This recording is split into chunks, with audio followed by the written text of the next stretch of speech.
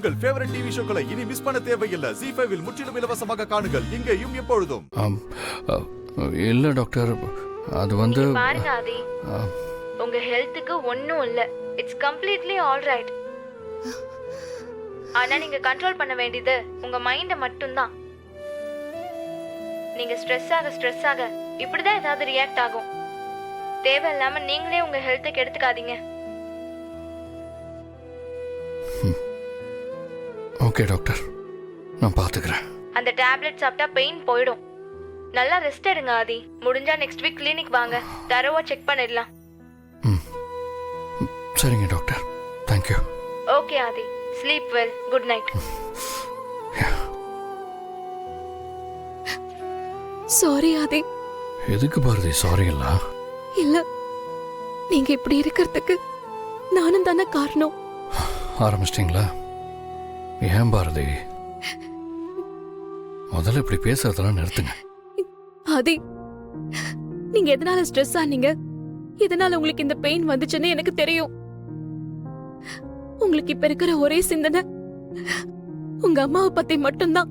ஆமா, என் சிந்தனை முழுக்க எங்க அம்மாவை பத்தி மட்டும்தான். நான் அம்மாவை பத்தி மட்டும்தான் யோசிச்சுட்டு இருக்கேன். ஏற்கனவே நான் உங்ககிட்ட சொல்லியிருக்கேன்ல, திடீர்னு என்ன ஃபாரின்ல போய் படிக்க சொல்லிட்டாங்க. நான் எங்க அம்மாவை பிரிஞ்சு இருந்ததே இல்லை. என்னால அங்க இருக்கவும் முடியல. சும்மா சும்மா எங்க அம்மாவுக்கு ஃபோன் பண்ணி பேசிக்கிட்டே இருப்பேன். திடீர்னு அம்மா என்ன நினைச்சாங்கன்னு தெரியல, ஒரு நாள் லக்கேஜ் எல்லாம் எடுத்துக்கிட்டு என்கிட்டயே வந்துட்டாங்க. என்னம்மான்னு கேட்டா, உன் படிப்பு முடிகிற வரைக்கும் நானும் உன் கூடவே இருக்கேன்னு சொல்லி என் கூட தான் இருந்தாங்க. அவ்வளோ அட்டாச்சா இருந்துட்டு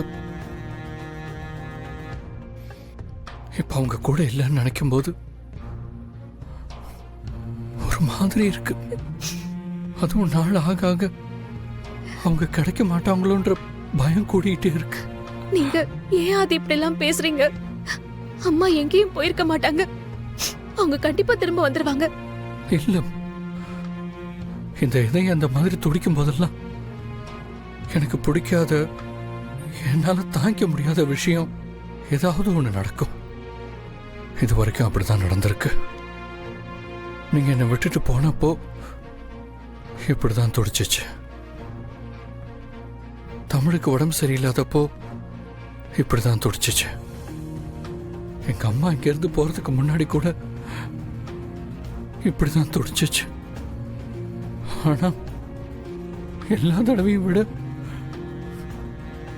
இந்த தடவை ரொம்ப வலியோட துடிக்குது.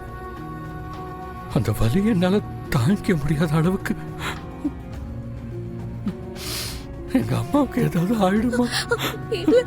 இல்ல, நம்ம குழந்தைக்கு ஏதாவது ஆயிடுமோன்னு எனக்கு ஒரு மாதிரி ரொம்ப பயமா இருக்கு. ZEE5 ஆப்பை டவுன்லோட் செய்து அனைத்து எபிசோடுகளையும் இலவசமாக பாருங்க.